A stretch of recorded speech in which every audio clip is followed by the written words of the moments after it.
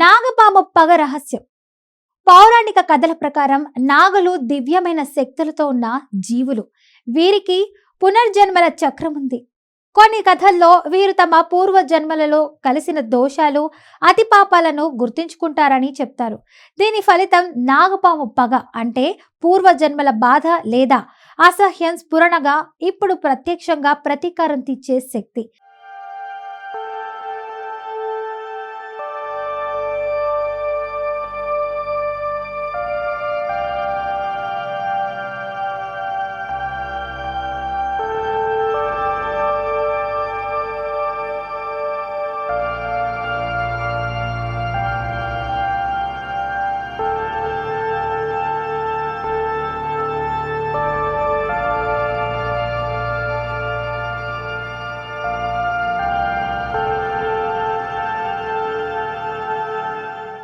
ఇది కథలలో రాజ్యాంగంలో దోపిడీ చేసిన రాజులు, ప్రజలపై అత్యాచారం చేసిన వ్యక్తుల కోసం నాగపాము ప్రతీకారం తీర్చడం వంటి కథలు మనకు వింటాం. నాకు ఒక కథ గుర్తుంది. అదేనండి, ఒక గ్రామంలో ఒక రైతు చెరువులో పాము గాయపడ్డాడు. తర్వాత ఆ రైతు కూలీ కొద్ది కాలంలో అనారోగ్యం, నష్టం తగిలింది. గ్రామవాసులు దీనిని పగపాము ప్రభావం అని నమ్మారు.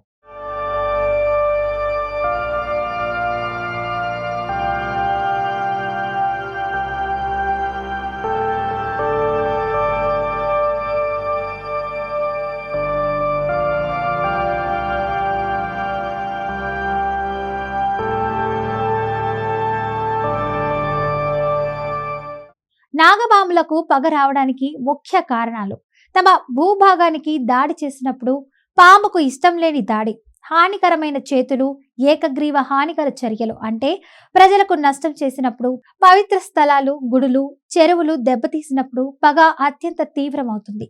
ప్రతీకారం తీర్చే విధానం మెల్లగా మరియు పద్ధతిగా ఉంటుంది. ఇది కేవలం ఫిజికల్ దాడి మాత్రమే కాదు, సమయానుగుణం ప్రకారమే ఇస్తుంది. చాలా కథల్లో పగ కొండాళ్ల తర్వాత, కొన్ని సందర్భాల్లో అర్థకాలంలో వస్తుందన్న విశ్వాసం ఉంది.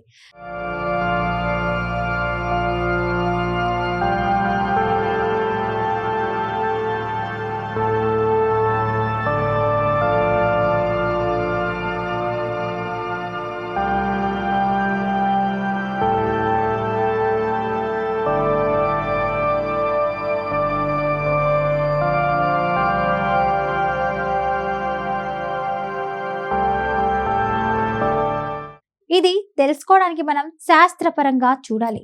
పాములు భయపడి ఉంటే మనం చేయకూడని పనులను గుర్తించుకుంటాయి. ఇది ప్రతీకారం అనిపిస్తుంది, కానీ వాస్తవం కేవలం రక్షణ ప్రవర్తన.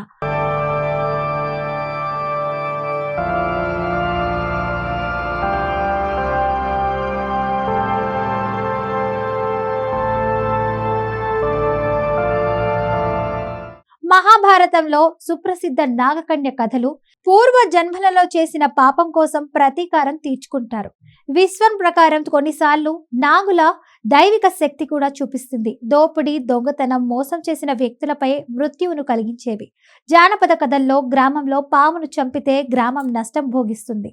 దీనిని పౌరాణిక కథలలో నాగపాము పగ అని పిలుస్తారు. అందుకే మన సంప్రదాయాలు పాము గుడి దగ్గర పూలు, మిరప పొడి, పాములను డిస్టర్బ్ చేయకూడదు అనేది ఎంతో ముఖ్యమైనదని చెప్పడం మొదలైంది.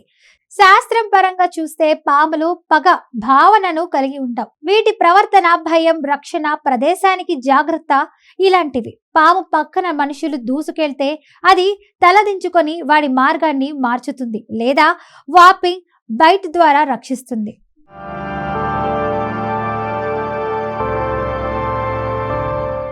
అయితే మనం దీనిని పగ అని, అంటే ఆంథ్రోపోర్మోర్ఫిజ్ చేశాము. మనిషి కథల్లో ప్రతీకారం భావనను పెట్టడం వల్లే ఇది ఒక రహస్యం కావడంతో దానికి పౌరాణిక హిస్టరీ వస్తుంది. అంతేకాదు, పాము ప్రతీకారం తీసుకుంటుందని నమ్మకం వల్ల మనం సరిగ్గా ప్రవర్తించడం నేర్చుకుంటాం. కనుక respect for nature, animals and scared spaces అని అంటారు. కాబట్టి నాగపాము పగ రహస్యం ఇది ఒక నమ్మకం ప్లస్ శాస్త్రపరమైన ఫ్యాక్ట్ కలయిక. ప్రతీకారం అనే భావన, కథలు మనం చుట్టూ ప్రాకృతిక గుణాలను, జీవుల హక్కులను గుర్తించుకోవడానికి ఇచ్చే సూచనలే. ఇప్పుడు మీరు కూడా పాముల గుట్టు, పాపగ రహస్యం గురించి తెలుసుకున్నారు. మీరు ఏమనుకుంటున్నారు? ఇది నిజంగా పగనా లేక మన సృష్టించిన కథలనా? కామెంట్లో చెప్పండి. వీడియోని లైక్ షేర్ చేయడం మర్చిపోవద్దు. నాగపాము పగ రహస్యం. పౌరాణిక కథల ప్రకారం నాగులు దివ్యమైన శక్తులతో ఉన్న జీవులు. వీరికి పునర్జన్మల చక్రం ఉంది. కొన్ని కథల్లో వీరు తమ పూర్వ జన్మలలో కలిసిన దోషాలు, అతి పాపాలను గుర్తించుకుంటారని చెప్తారు. దీని ఫలితం నాగపాము పగ, అంటే పూర్వజన్మల బాధ లేదా అసహ్యం స్ఫురణగా ఇప్పుడు ప్రత్యక్షంగా ప్రతీకారం తీర్చే శక్తి.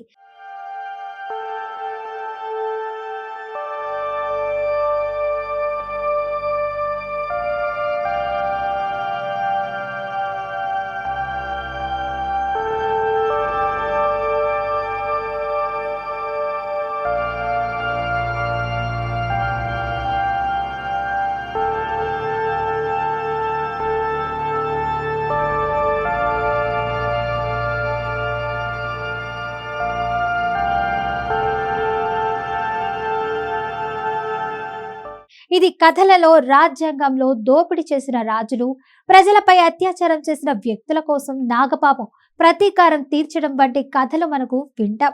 నాకు ఒక కథ గుర్తుంది. అదేనండి, ఒక గ్రామంలో ఒక రైతు చెరువులో పాము గాయపడ్డాడు. తర్వాత ఆ రైతు కూలీ కొద్ది కాలంలో అనారోగ్యం, నష్టం తగిలింది.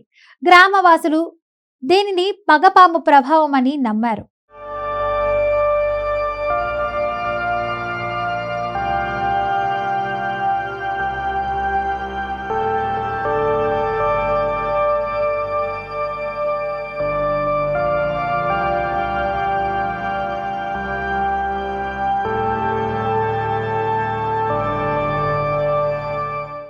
నాగపాములకు పగ రావడానికి ముఖ్య కారణాలు: తమ భూభాగానికి దాడి చేసినప్పుడు, పాముకు ఇష్టం లేని దాడి, హానికరమైన చేతులు, ఏకగ్రీవ హానికర చర్యలు అంటే ప్రజలకు నష్టం చేసినప్పుడు, పవిత్ర స్థలాలు, గుడులు, చెరువులు దెబ్బతీసినప్పుడు పగ అత్యంత తీవ్రమవుతుంది.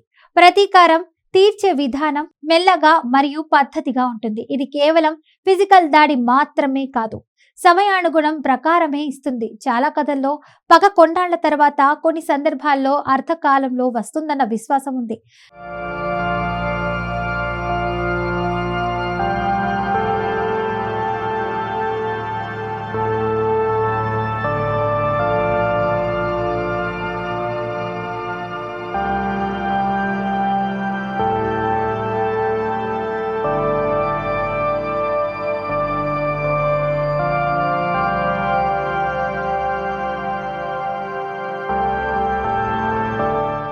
ఇది తెలుసుకోవడానికి మనం శాస్త్రపరంగా చూడాలి.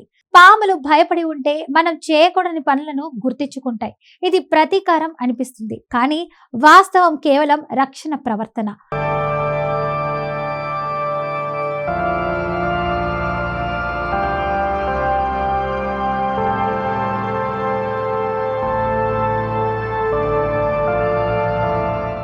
మహాభారతంలో సుప్రసిద్ధ నాగకన్య కథలు పూర్వ జన్మలలో చేసిన పాపం కోసం ప్రతీకారం తీర్చుకుంటారు. విశ్వం ప్రకారం కొన్నిసార్లు నాగుల దైవిక శక్తి కూడా చూపిస్తుంది. దోపిడీ, దొంగతనం, మోసం చేసిన వ్యక్తులపై మృత్యువును కలిగించేవి. జానపద కథల్లో గ్రామంలో పామును చంపితే గ్రామం నష్టం భోగిస్తుంది. దీనిని పౌరాణిక కథలలో నాగపాము పగ అని పిలుస్తారు. అందుకే మన సంప్రదాయాలు పాము గుడి దగ్గర పూలు, మిరప పొడి, పాములను డిస్టర్బ్ చేయకూడదు అనేది ఎంతో ముఖ్యమైనదని చెప్పడం మొదలైంది. శాస్త్రం పరంగా చూస్తే పాములు పగ భావనను కలిగి ఉంటాం. వీటి ప్రవర్తన భయం, రక్షణ, ప్రదేశానికి జాగ్రత్త ఇలాంటివి. పాము పక్కన మనుషులు దూసుకెళ్తే అది తలదించుకొని వాడి మార్గాన్ని మార్చుతుంది లేదా వాపి బైట్ ద్వారా రక్షిస్తుంది.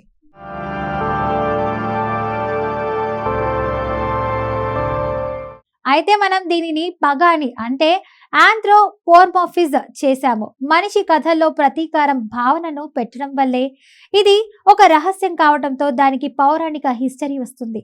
అంతేకాదు, పాము ప్రతీకారం తీసుకుంటుందని నమ్మకం వల్ల మనం సరిగ్గా ప్రవర్తించడం నేర్చుకుంటాం.